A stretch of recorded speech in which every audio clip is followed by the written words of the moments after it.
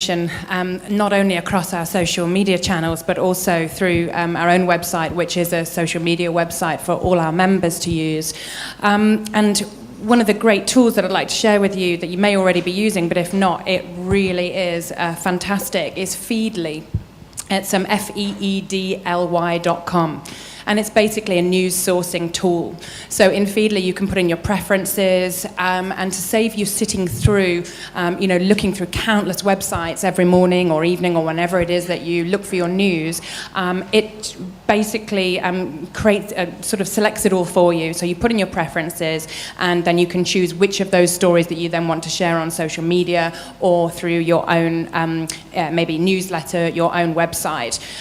The different websites that we use sort of have as daily preferences within Feedly are Fast Company, Entrepreneur Magazine, Forbes Entrepreneurs, Forbes Women, Huffington Post, Harvard Business Review, Small Biz Trends. I could probably go on forever, so I won't. But there's a lot of fantastic sources out there. But I definitely recommend getting a hold of Feedly if you are someone who, as a brand owner or professional, wants to become a go-to resource within your industry or within your profession. And then I have a final question before we'll take some questions from the audience and allow some time for networking.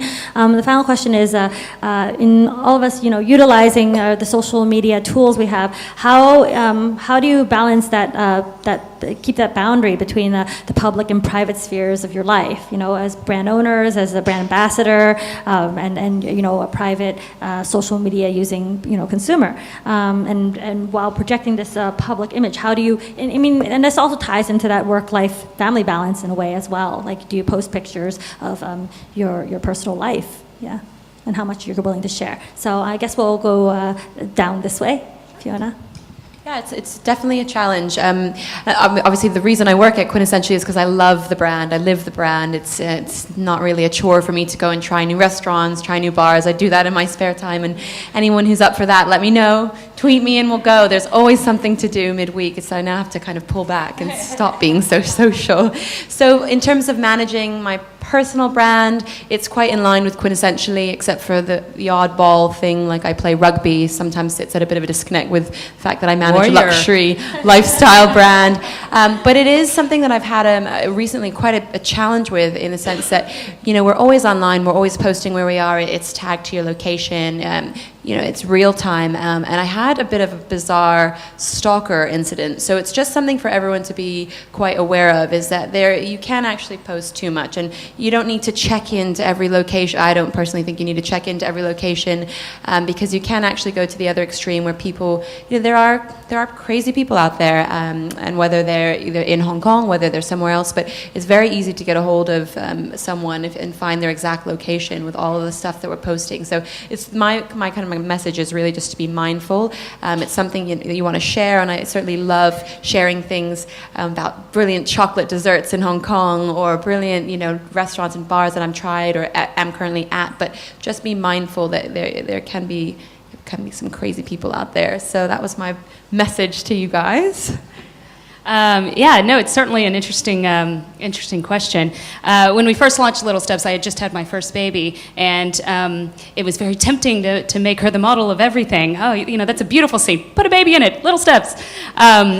But we have since, I've definitely taken it a lot more seriously. In fact, I keep it completely separate now. And my children, if they do appear in any posts, they're hidden in the crowds, or you will see the back of their heads. And you will find my children, on my personal friend network on Facebook. I really do keep it separate for a lot of different reasons. But yeah, it's something you're always balancing. Now, on the flip side of that, Little Steps is known for being a family website. So, it's our family to your family. So, in communicating with people and talking to people, we certainly are very open and sharing of those things. So you can friend me if you want to see my kids.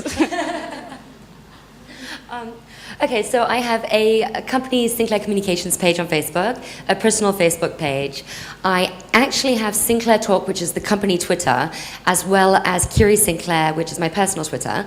I got to a point where I couldn't do all four. So Sinclair Communications is very much a brand and an agency made up of the people from within. So anyone who works in the communications industry, it's about the people who work within the industry. So about a year ago, we decided that Sinclair Communications and Sinclair Talk, which is our Facebook and our Twitter face for the company, should be something that the whole company is represented on. So everyone in the company is required to send our digital strategy manager, Matt, something interesting they walked by or saw or read or did, and to have that shared within, so that our clients and our stakeholders and so forth.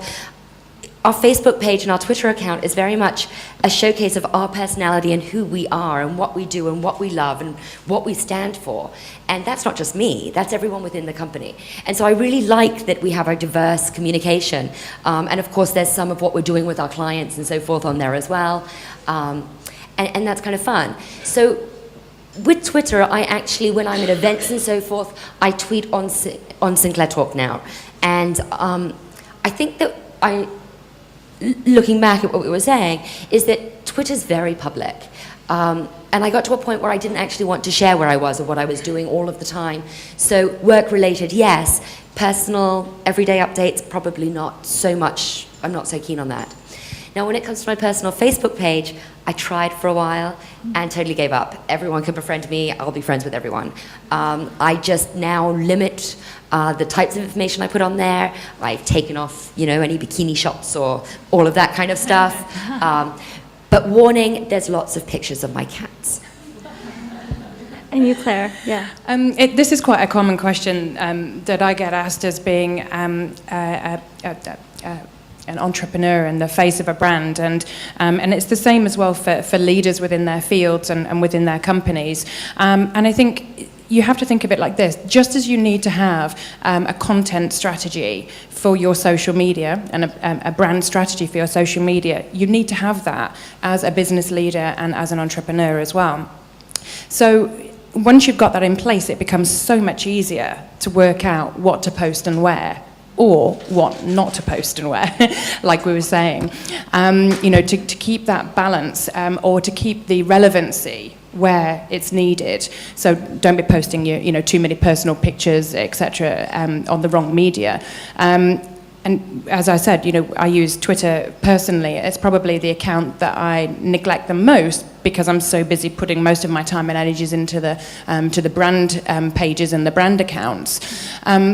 But one thing you can do now, there's so many tools within social media channels that we can actually use to help safeguard against posting the wrong information or for the wrong people to see it. So for example, in Facebook, to use lists. That took me hours to actually go through all the people in my Facebook and then put them into different lists. So when I'm sharing something that is maybe with a picture of my kids, something we did at the weekend, I know exactly who's seeing it and who's not going to see it. That's a really, really great tool. And that you can then take down into your take down those sort of limits and those rules into your Twitter and into your LinkedIn. If there's one thing that drives me crazy, it's people sending me connections on LinkedIn saying, "Hi, I'm your friend, let's connect." And I'm like, I don't know you. Well, I don't think I do. I've never met you. I have no clue who you are.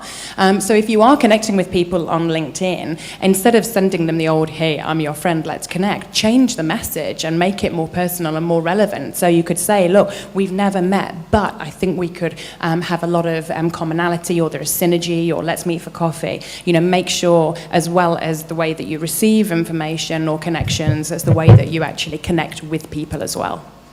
Claire, I definitely agree with the last one on LinkedIn. I get a number of people say, we've done business together, and actually, I don't even know you. We've never, so instead of accepting right away, I'll reply via message and just say, really grateful to have the opportunity to connect, but perhaps let's explore what we can do together, or you connect via another means, just because then what happens is the connections from that person, they see you as a business partner or an associate, and you're going, I don't even know the person who's you're now asking me to recommend someone from their network, and it just can kind of spiral out of control. So it's now being selective, and it took me 8 hours to go through Facebook, because it started when I was in college, right? So I had people in Econ 101 who I added in as friends, and I can't even remember them being in the same lecture class. So it's a worthwhile exercise exercise, but it takes time. So I'm going to answer this question as well, but someone asked me a very pointed question, Cici Huang. She asked me, how do you balance the personal brand from yourself, like with yourself?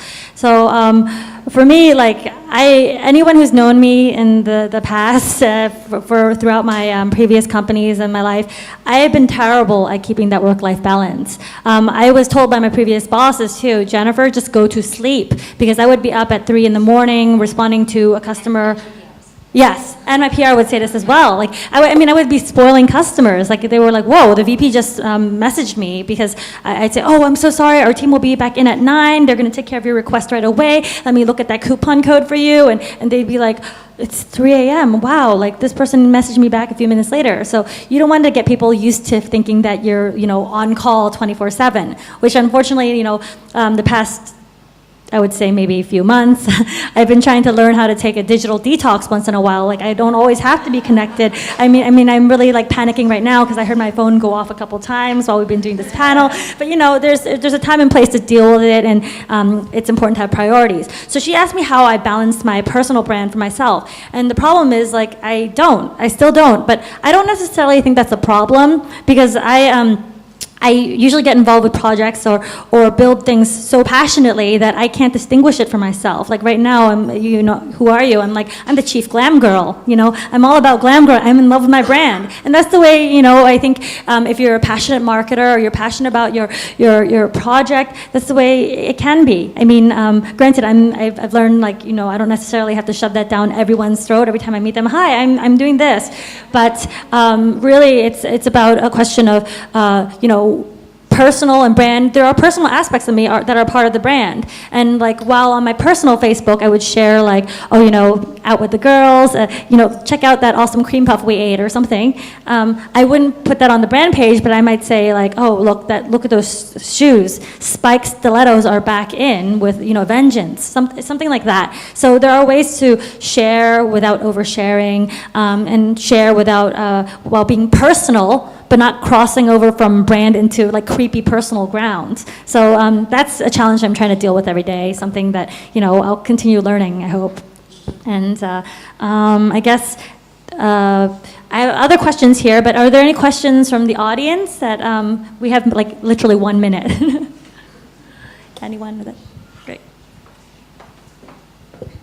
So since this is a panel about women warriors, I'm just curious what you guys feel.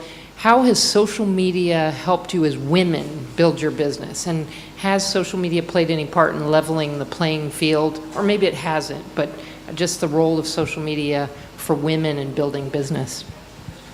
I'd like to comment on that one, if that's okay. First of all, I think social media has allowed women to take part in conversations that they never would have had access to before. Not only do they have access to the conversations, but they also have access to people and brands, and they have a voice. We all know at the moment how companies are constantly trying to market to women, because women are the key decision makers in terms of spend in their homes, and now with the more and more women that are in senior levels or senior leadership positions in companies and entrepreneurs, women hold the key to huge purchasing power. So I think what's really important is that we have a voice, and that we use that voice in the right way. And really, women are great communicators, and they're great empathizers. They want to help, and they want to support, and they want to engage in conversation, and they do that so fantastically. And now with the technological tools that we have as well, with mobile applications, iPads, iPods, Blackberries, etc., it allows us to take the conversation and to engage wherever we are. And obviously, everyone needs that digital detox or a bit of time out, even if it's just 2 hours in the evening, or however it is that you make your life work. But women are empowered in terms of communication and voice now more than ever before, and it's the most amazing thing. Yeah, I think absolutely ditto to that. And I think that from the perspective of women warriors, we're all women in business, but women are amazing communicators, and I really do think that social media was made for women. We just, you do something you want to tell your friends, you buy something you want to tell your friends, you eat something you want to tell your friends, and how perfect. You don't have to call them all one after the other. You put it on Facebook and you share that you know, that love and that joy that you have, that passion to gossip, to speak, to share. And I think that, yes, from a business perspective, women are very, very good at social media and managing social media because they get that. As well as talking to women, they talk well with men. And we're mostly women in the room. We all know that men can't communicate, so. Similar to this, I guess the only side segment is the with the mom segment. This is their portals for posting photos, for posting videos of their children. This is actually their key communication arena. So it's everything. I think for us at Quintessentially, providing a service that is aimed at being extremely personalized, social media lets you have that personal conversation. It lets you, not just geo-target, but within Facebook, you can really place Quintessentially advertising where it's relevant. You can then look at the analytics behind it. So it's taking personalization to the next level. And of course, there's a balance. We mentioned a little bit on the creepy borderline risk side, but it enables people who are building personalized service business like Quintessentially to take it to the next level. And I think we're really only scratching the surface as we're all kind of going through this learning process. So in the interest of time and letting the next group get in here, and so also you can have a chance to say hi to our lovely panelists, I want to say thank you all for coming to support Women Warriors today. I hope you continue to dialogue with us. You can find all of us online. We have very strong digital personalities and our brands online as well. And I'll send you, we'll be sending you an invite to join the Women in Technology group on Facebook, okay? So thanks again. And for all of you that like puppy dogs, the SPCA is about to arrive with 2 very cute puppies. So if anyone's looking to take one home today, do stay. Social media for social good is next, and then you should check out the other awesome lineup that we have for Social Media Week tonight, okay?